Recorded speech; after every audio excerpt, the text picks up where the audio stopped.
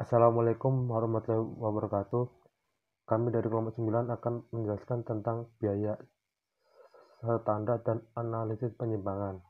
Anggota kami yaitu Muhammad Alvinian, Renaldo Yoga Pertama, dan Hamzah Zulkarnain. Kemudian dilanjutkan oleh Alvinian. Assalamualaikum warahmatullahi taala wabarakatuh. Waalaikumsalam warahmatullahi wabarakatuh. Saya Muhammad Alvinian akan mempresentasikan tentang biaya standar.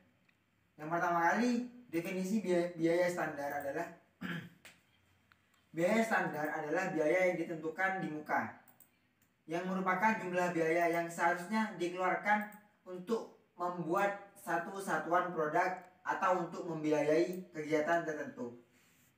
Di bawah asumsi kondisi ekonomi, efisiensi, dan faktor-faktor yang tertentu. Kata-kata biaya yang seharusnya dikeluarkan mengandung arti bahwa biaya yang ditentukan di muka merupakan pedoman. Jadi merupakan pedoman di dalam pengeluaran biaya yang sesungguhnya. Sistem biaya standar merupakan suatu sistem akuntansi biaya yang mengolah informasi biaya sedemikian rupa sehingga manajemen dapat mendeteksi kegiatan-kegiatan akuntansi biaya ini, mencatat biaya yang seharusnya dikeluarkan dan biaya yang sesungguhnya terjadi, dan menyajikan perbandingan antara biaya standar dan biaya sesungguhnya, serta menyajikan analisis penyimpangan biaya sesungguhnya dari biaya standar. Kemudian, Assalamualaikum warahmatullahi wabarakatuh. Baik, sekarang kita masuk ke prosedur penentuan biaya standar. Biaya standar harus ditetapkan oleh mereka yang paling terlatih dan berpengalaman dalam menilai. Dalam hal ini, maka memerlukan kerjasama di antara para staf dari dua atau berbagai divisi perusahaan. Unsur-unsur biaya standar terdiri dari standar biaya bahan baku langsung, standar biaya tenaga kerja langsung, dan standar biaya operasional pabrik. Yang pertama, standar biaya bahan baku langsung. Sebelum menentukan standar biaya bahan baku langsung, maka diperlukan cara-cara dalam penyusunan. Yang pertama, diperlukan anggaran bahan baku akurat. Yang kedua, kewajaran pembelian rutin. Yang ketiga, pengawasan atas pengiriman bahan baku yang dibeli. Yang keempat, fasilitas penerimaan dan penyimpanan bahan baku yang memadai. Pengawasan terhadap bahan baku yang dipakai. Metode yang memadai untuk identifikasi dan pengawasan bahan baku di dalam proses. Kewajaran dari pengiriman dan penyimpanan produk selesai. Biaya bahan baku dapat didasarkan atas kuantitas bahan baku dan harga bahan baku. Penentuan kualitas bahan baku berasal dari percobaan, perhitungan matematik, pengalaman periode yang lalu, atau penelitian dan pengujian teknis. Harga bahan baku menggambarkan biaya yang diperlukan dan bukan biaya yang diinginkan atau biaya yang efisien. Harga ini digunakan untuk pengecekan pelaksanaan pekerjaan departemen pembelian dan pengukuran akibat kenaikan atau penurunan harga terhadap laba perusahaan. Yang kedua, biaya tenaga kerja langsung. Ada dua yang harus ditentukan, yaitu tarif upah dan efisiensi atau jam kerja. Tarif upah ditentukan atas dasar perjanjian dengan organisasi karyawan, data upah masa lalu, dan perhitungan tarif upah dalam keadaan operasi normal. Jam kerja ditentukan dengan cara memperhitungkan rata-rata jam kerja yang dikonsumsi dalam satu pekerjaan dari kartu harga pokok periode yang lalu, membuat dasar operasi produksi di bawah keadaan normal yang diharapkan, mengadakan penyelidikan gerak dan waktu dari berbagai kerja karyawan di bawah keadaan nyata yang diharapkan, mengadakan taksiran yang wajar yang didasarkan pada pengalaman. Jam kerja ditentukan dengan memperhitungkan kelonggaran waktu untuk istirahat, penundaan pekerjaan yang dihindari atau menunggu bahan baku, reparasi, dan pemeliharaan mesin. Yang ketiga, biaya overhead pabrik. Biaya overhead pabrik dihitung dengan membagi jumlah biaya overhead yang dianggarkan pada kapasitas normal dengan jumlah kapasitas normal.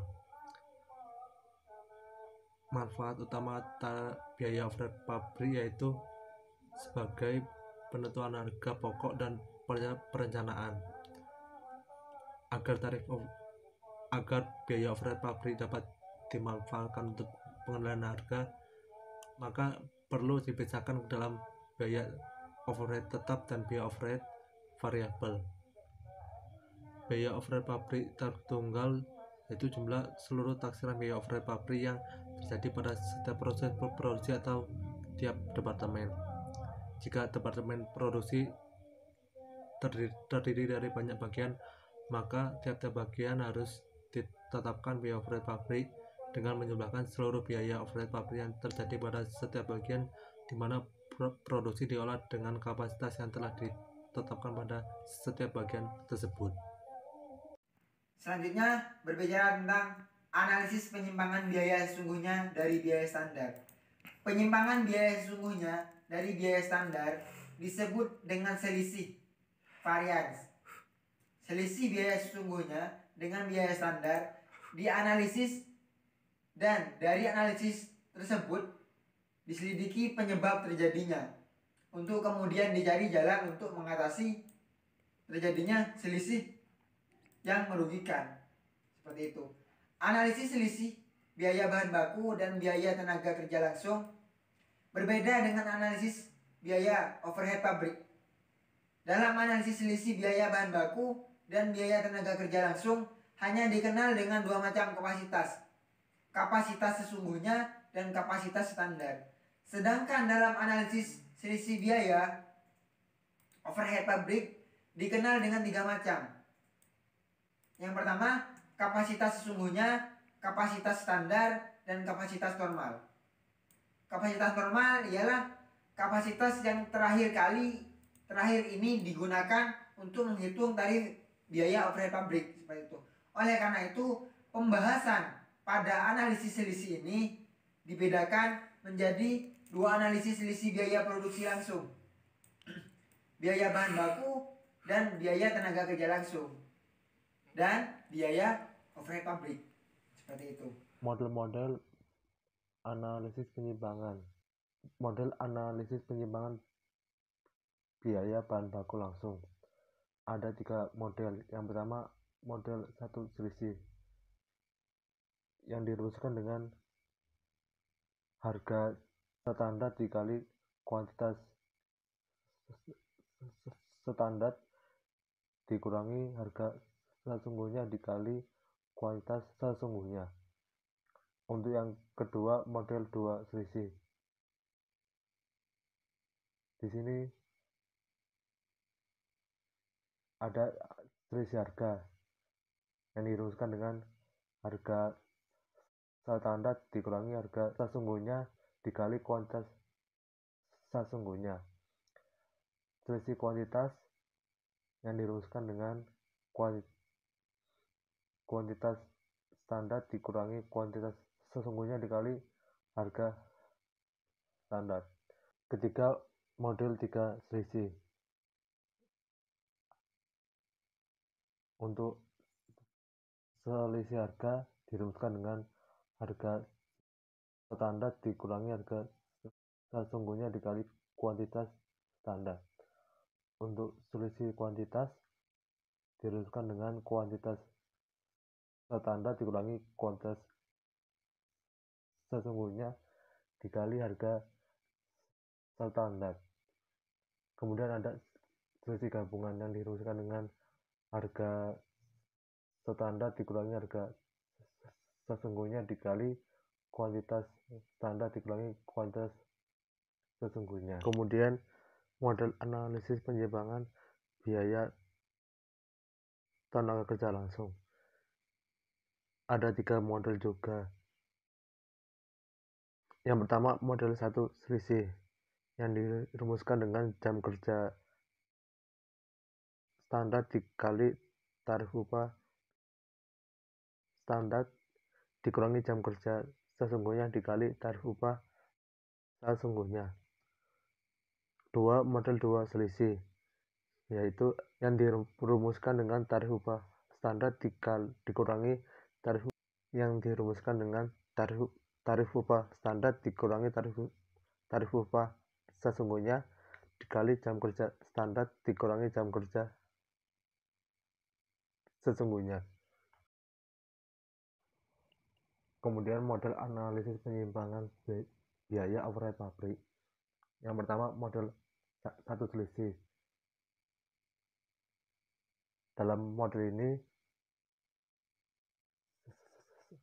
selisih biaya overhead pabrik dihitung dengan cara mengurangi biaya overhead pabrik dengan tarif standar pada kapasitas standar dengan biaya overhead pabrik yang sesungguhnya. Yang kedua, model dua selisih, yaitu selisih BOP yang dihitung dengan model satu yang dipecahkan menjadi dua macam, yaitu selisih terkendali dan selisih volume. Selisih terkendali adalah perbedaan BOP sesungguhnya dengan BOP yang dianggarkan pada kapasitas standar. Sedangkan selisih volume adalah perbedaan antara biaya overhead pabrik yang dianggarkan pada jam standar dengan BOP yang dibebankan kepada produk atau kapasitas standar dengan tarif standar.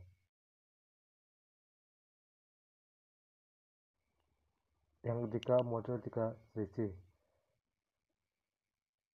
yang dipecah menjadi tiga, yaitu selisih pengeluaran, selisih kapasitas, dan selisih efisiensi. Selisih pengeluaran adalah perbedaan BOP sesungguhnya dengan BOP yang dianggarkan pada kapasitas sesungguhnya. Selisih efisiensi adalah tarif BOP dikali dengan selisih antara kapasitas standar dengan kapasitas sesungguhnya. Yang keempat, model 4 selisih, yang dimana model 4 selisih ini yaitu perlosan dari 3 selisih, dimana selisih efisiensi dibagi menjadi selisih efisiensi variabel dan selisih efisiensi tetap. Bismillahirrahmanirrahim. Saya melanjutkan dari pemaparan materi yang sudah dipaparkan. Jadi saya menyimpulkan di sini biaya standar adalah biaya yang ditentukan di muka, merupakan biaya yang seharusnya untuk membuat satu satuan produk atau untuk membiayai kegiatan tertentu. Di bawah asumsi kondisi ekonomi, efisiensi, dan faktor-faktor ekonomi lain tertentu. Sistem biaya standar dirancang untuk pengendalian biaya. Sistem ini hanya cocok digunakan dalam pusat pertanggungjawaban yang sebagian biayanya berupa engineered expense. Sistem akuntansi biaya standar dibagi menjadi dua metode, ganda dan metode tunggal. Dalam metode ganda, rekening barang dalam proses dicatat dan mencari dicatat dua macam biaya, biaya sesungguhnya dan biaya standar. Dalam metode ganda, selisih biaya sesungguhnya dari biaya standar baru dapat ditentukan pada akhir periode akuntansi. Karena dalam metode ini selisih dihitung berdasarkan keluaran. Dalam metode tunggal, rekening barang dalam proses dicatat pada satu macam biaya, yaitu biaya standar. Dalam metode ini selisih biaya sesungguhnya dari biaya standar ditentukan sepanjang periode akuntansi pada saat selisih tersebut terjadi. Analisis biaya, selisih biaya sesungguhnya dari biaya standar dapat dibagi menjadi dua kelompok: analisis selisih biaya produk langsung dan analisis selisih biaya overhead pabrik.